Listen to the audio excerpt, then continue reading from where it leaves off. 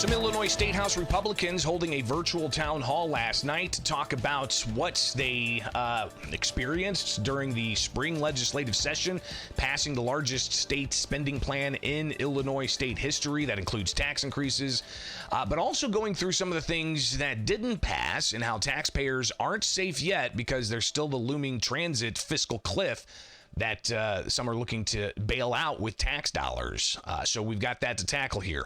I'm Greg Bishop. This is Illinois in Focus Daily. You can catch us live each and every weekday morning. Just go to YouTube, the Center Square, subscribe, do the live show there. But we also put the podcast up as well. So if you can't watch it live, say you're traveling and you still want to stay up to date, Illinois in Focus. You just search it out and you'll find it. But get the headlines in your inbox at thecentersquare.com. It's a free newswire service. I'm the editor of Illinois, and last night, this, of course, coming about a week and a half after spring legislative session finished, you have some Statehouse Republicans holding a virtual town hall talking about the budget. State Senator Sally Turner, State Representative Regan Deering, and State Representative Bill Hauter here talks about the overall spending plan. The tax and spend majority party, again, with the largest budget in state history. Last year was the largest budget that year, and the year before that was the largest. So we just keep, Illinois does not have a income problem at all. We have the largest taxes in the nation. Right. And we have a spending problem, and they prove every year they are the party of tax and spend. So much so that their own Speaker of the Illinois House said that he's dealing with the tax and spend Democrats. He's a Democrat, and he called them tax and spend Democrats. So Hauter kind of just unpacking the overall cost there. You saw it brings in $55.3 billion in state tax dollars and spends $55.2 billion of state tax dollars, only a buffer of a little over $100 million in that budget. State Representative Regan Deering also sounding off. We raised a few key taxes. A few of them are just sort of one-time taxes, which is never great because we are looking at, a goal of a more sustainable budget here. We did not take up a few key tax increases that were like the service tax. That was a biggie. Some of the taxes that we're thinking about bailing out the transit program, which I know Senator Turner is going to talk about here in a little bit. But just overall, it was a real travesty. There was a lot of sweeping from particular pots of money or buckets of money that would just sort of help balance the budget this year for the Pritzker administration. A lot of times that happens from our road funds. You would think we'd be driving on roads paved with gold, but we're not. So, the ability for our legislators to think about sweeping from one fund to another is never a good plan. But overall, I think that, this is the budget that passed. This is the one that we're going to try and work through. And it's a lot of money, the largest spending plan in state history supported by tax dollars. And Deering also given some tips on people how they want to search through this budget. One of the greatest functions is that you are able to use this Control F. So you can search, for example, welcome centers there, and it will take you to all of the lines in the budget that reference welcome center. Sometimes it may find you a different keyword that isn't exactly what you're looking for, but it's really very fascinating to sort of dive into their. And you can see all the spending for chambers of commerce, for churches, for centers, all kinds of things. But Deering also talking about how you can drill down through the budget yourself and see what kind of spending there is locally. Maybe you want to put in your town of, Clinton, or maybe you want to put in Morton, or maybe you have what you know to be a taxpayer funded program in your area, and you want to know if they got a similar amount or a larger amount or a smaller amount. So there's just a great opportunity for transparency now that we've already passed it. And, I just wish that we all would have had, like Senator or Representative Hauter said, that real time to look it over before we had to vote on it. And again, some Republicans suing House Speaker Chris Welch and Senate President Don Harmon over how the budget passed with only a handful of hours to review it before final votes were taken before that May 31st deadline. So not a lot of transparency there in the final hours, but now we get to search through it all day long. State Senator Sally Turner said, listen, while the budget's been passed and some tax increases were included there, we're still not out of the woods on other tax increases, including to bail out mass transits.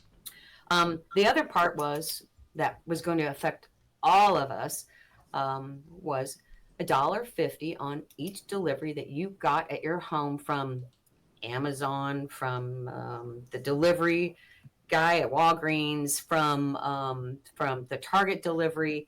All of those things, we're going to have a service tax of $1.50 on every package that was going to be dropped at our door. That should have sent alarm bells up to everyone to pay attention to that. Because if you're the mom that's running late, getting home from work, and you forgot to get your kids diapers, and you have that delivered, that's another $1.50 for you that you have to pay in tax. And it's a tax that impacts everybody. Is a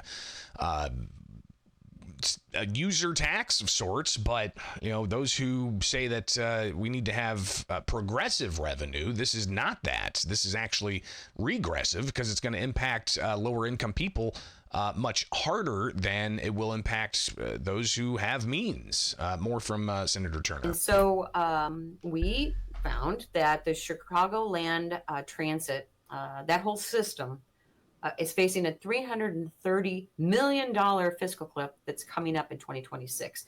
So even though they knew something about this 2 years ago, it was like they just threw up the flare this year to try and identify what is it that all we need to do. Well, one of the things, and again, they are looking at this delivery tax, $1.50 per transaction.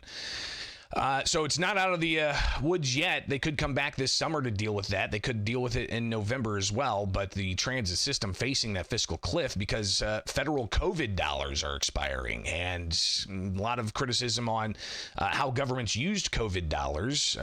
People said it should have just been used on one-time debt payments, not starting new programs or relying on sustained spending from those dollars. But apparently that's what CTA and RTA and the Transit Authority up there are doing. More from Turner and Hauter on this. So that means that they're still talking about it, but we need to voice our opinions as to this does not work for us. Yeah, I think I can't believe it passed in the Senate and then how poorly it was put together that it couldn't even come before the House. So they voted on it in the Senate. I think it's extremely unpopular. And they voted on it in the Senate last minute before that midnight deadline, and the House never brought it up, but it could still come back. So other things that the legislators last night during this virtual town hall talked about was stuff that didn't pass, one being a bill about Illinois energy. Well, next was that exciting energy omnibus bill that thankfully didn't pass. Not only are we going to see our rates increase this summer because the legislature didn't take action like it should have. This bill, thankfully, again, didn't pass, but it doesn't fix termination dates for our district coal and gas plants that run in both what's called MISO and PGM, two different areas of how the power runs. It didn't fix that. One of the biggest things that it didn't fix that we're having problems with in our area, in the 44th district, is it didn't fix solar and wind siting issues in our rural areas. And actually it made it worse. So this bill, what it did was allowed to have battery storage. And I don't know if you've seen the battery storage, but there's some nice big apparatuses. I don't even know how to explain it. Containment facilities. They could go all the way up to 150 feet from your door if you live out in the country in a subdivision to that nature. It didn't fix any of that. And that's So something. obviously a lot of energy issues not addressed. While the state isn't wanting to open back up coal-fired power plants or lift the cap on nuclear plants, they're aiming more for battery storage and reliance on wind and solar. So the energy bill didn't pass, but it's like not necessarily good or bad. The Republicans are saying, because probably would have been even more bad stuff. But it's also, they didn't try to retract some of the laws that are currently in place. Another bill that didn't pass was the mascot bill. This would have said that you can't use certain what some may consider insensitive, cartoonish type characters for mascots if it's playing on an identity, if it's playing on an ethnicity, for instance. I don't think anybody would say that that's what we're trying to do. And in the face of having the Fighting Illini as our state school and having the Blackhawks and everything else, we're gonna force these schools to change all of their letterhead, flags, their one of their banners. I mean, every that's one of their huge price tag. Yeah. Big price tag if schools were going to be prohibited from having mascots that some may seem are insensitive, but that didn't pass. So another measure that didn't pass, the very controversial Homeschool Act. Well, another bill that thankfully did not pass was the Homeschool bill. 2827 was its House bill number, and I give all the credit to the thousands of families that called and wrote letters and showed up at the Capitol to express their opposition to the bill, which would have required homeschooling families to submit an application to the Regional Office of Education to basically verify that they are homeschooling their families. And as seen by the reaction, there were a number of problems with this bill. And including the possibility of criminalizing parents for not reporting that they homeschool their kids. So, again, some of what passed, the largest state spending plan in state history, increasing taxes on tobacco and a whole host of sports betting and such. What didn't pass, the transit bill with more tax increases, the Homeschool Act, the mascot bill, energy policy that could have made energy prices go up or down, who knows, but that didn't pass. Ultimately, it means that we could see a busy summer of some hearings at the State House, possibly a special session called.